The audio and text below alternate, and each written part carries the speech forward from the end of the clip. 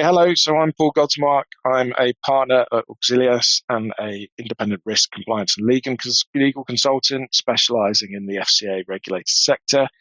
And today we're going to be focusing on the conduct of board meetings and top-level governance arrangements under consumer duty. Now, with consumer duty being sort of outcomes focused and applying across a really broad spectrum of products, services, firms and activities, and also business models, there isn't really a one-size-fits-all approach to this. So what we're really going to focus on today is some general strategies and important points which are relevant to all regulated firms subject to the duty. And then we'll illustrate these periodically by examples for smaller and larger firms. So in terms of the topic coverage today, on this slide, we've got the breakdown. So we're going to look a little bit at where we are now with consumer duty. So at the time of recording, we're around 2 years into implementation. We'll also look at Principle 12 and the core top-level expectations on governance and culture this creates.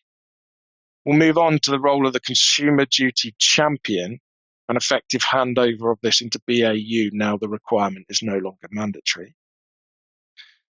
We'll move on then to talk about board governance and committee meetings in the consumer duty world and what good looks like. One of the key points that we can also review in this sense that adds colour to it is to look at how your product governance processes and price and value lead into board decisioning and how you get the balance right in the information that you provide. Key thing on every firm's mind is the governing body report, often referred to as the annual consumer duty board report, and how this fits with the governance framework and expectations. And then finally, really, 3 areas of top tips. So encouraging and evidencing effective challenge and oversight by your board, some strategies to get that really working as it should.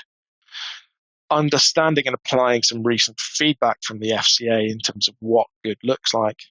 And finally, some key points and top tips to take away.